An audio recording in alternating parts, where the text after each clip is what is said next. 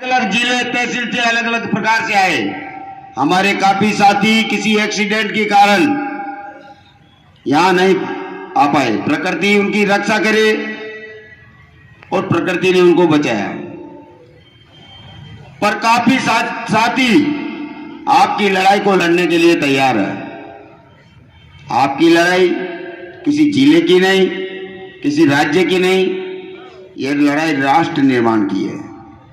आपको बचाना होगा साथियों इस आने वाले भविष्य में। मेरे किसान भाइयों, नौजवान साथियों, हमारे धर्माजी धाकड़ आज 15 दिन से सब किसान भाइयों के हित के पीछे भूख हड़ताल पर बैठे हुए हैं। हम लोग भी इस बात को देखते हैं कि इस व्यक्ति को कोई राजनीतिक लाभ नहीं है। अच्छी तरह से हमने इनको देख लिया और धर्माजी धाकड़ को परखा है कि इनको लालच है तो केवल किसान को मुआवजा दिलाने का है, बीमा क्लेम दिलाने का है, और ये लड़ाई आपकी लड़ाई है।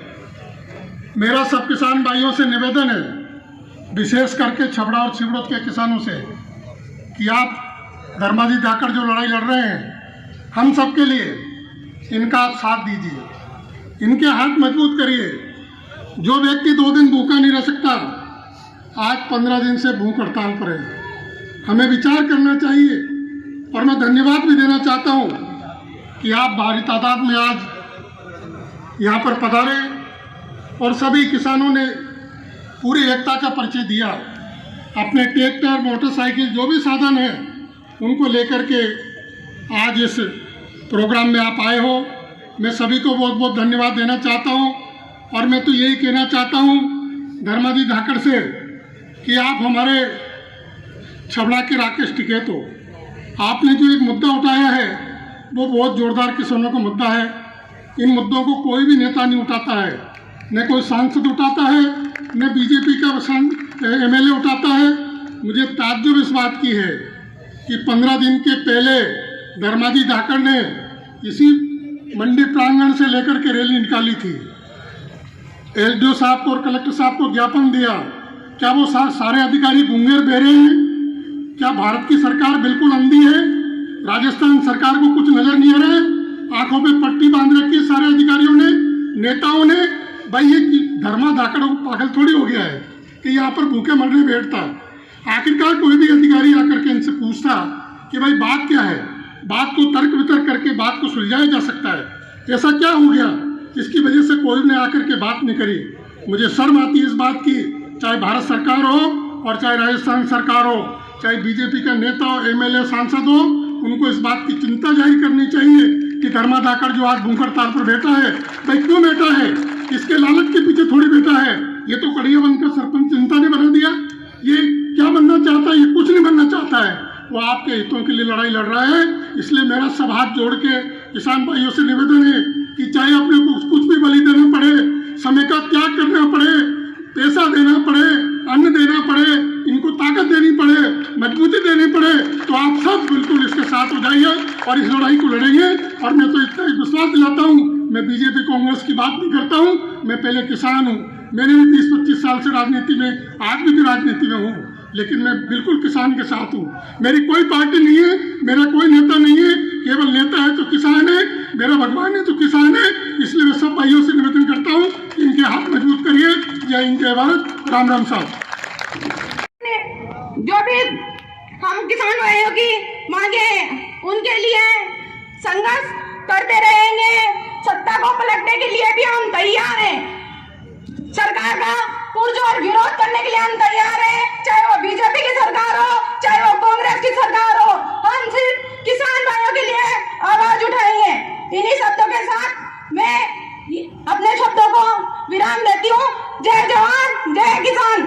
नाम शहीदा केवट धर्माजी धाकड़ को बहुत बहुत धन्यवाद जिन्होंने किसानों के लिए आवाज उठाई। मैं नतमस्तक इन्हें प्रणाम करती हूँ। साथ ही राम कल्याण भाई साहब जो हमारे लिए संघर्ष कर रहे हैं उनको भी सादर प्रणाम।